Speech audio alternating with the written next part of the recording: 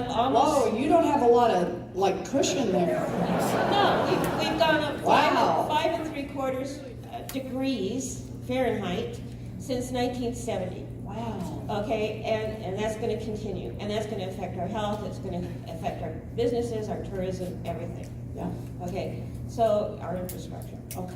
Okay, so we've got all these problems, Uh-huh. and we've got the people that make the decisions not listening to us, spending 70% of their time raising money. We've got a Department of Justice that has a memo says the president is above the law. Okay, I know about that. I have a point of view. And so the money's got to change. Okay, you're still going to have Mitch McConnell who will not let a bill come up for a vote. How is this going to happen? And if you're still facing the Koch brothers and Mitch McConnell when you're president, what are you going to do on your own as president? Okay. All right. Good question.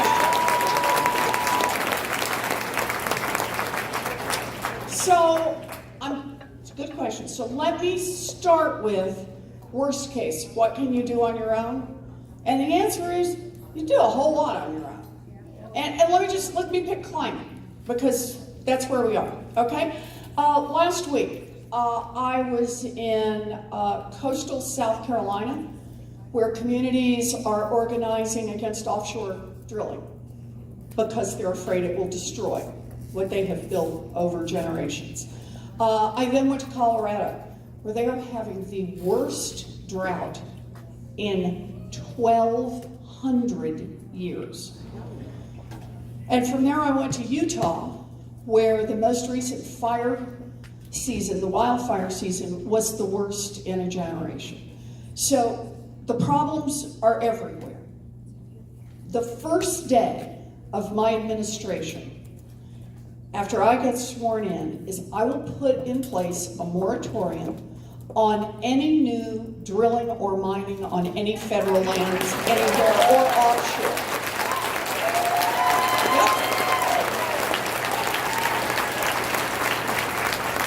It won't fix everything, but it's 25% of the land mass in this country. Think about that.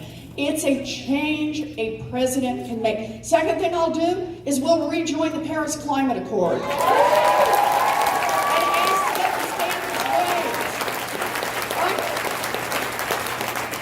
raised. I raise these, and there's more, but I raise them as things a president can do. And you better believe I will be ready to do them. And it's across here's one. How about not a coal lobbyist for head of the EPA?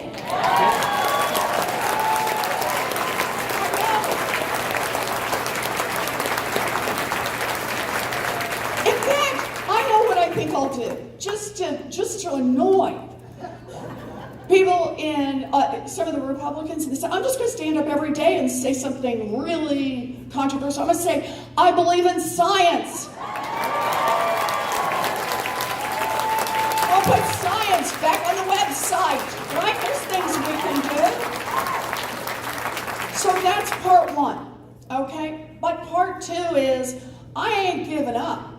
It is not at all clear to me that we're going to be in the worst case situation, and that is the worst case. We'll get the White House, but we can't get the Senate. Look, we got to be in this fight, and we got to be in this fight across this nation. This is our chance.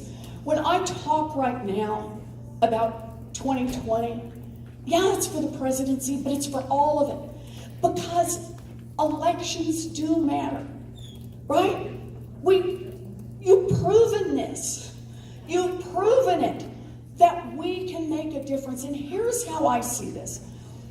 Let me wrap this up by saying to all of you, anybody want to do a picture afterwards, by the way? We'll stand in pictures. Okay. But here's what I want to say back about this part of it. I know this is hard. I know it.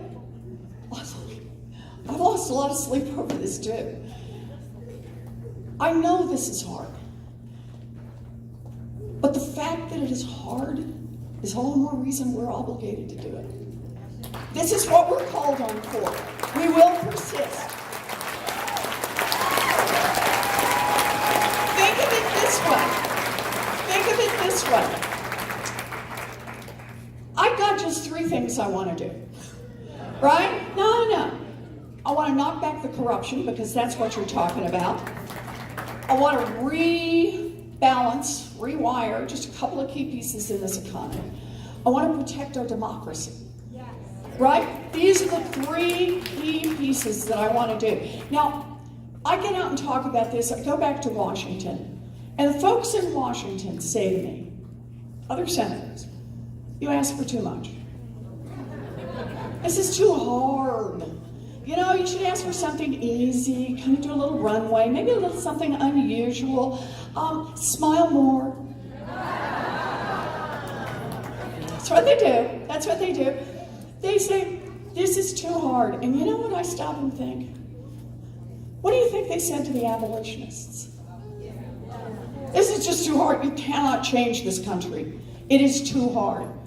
What did they say to the suffragettes? Just too hard. You're not going to change this country. Give up now. What did they say to the early union organizers? Too hard. Give up now. What did they say to the foot soldiers in the civil rights movement? Too hard. Give up now.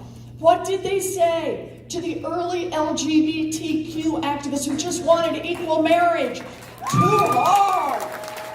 Give up now. But here's the thing. They didn't give up. They got organized. They built a grassroots movement. They persisted. And they changed the course of America.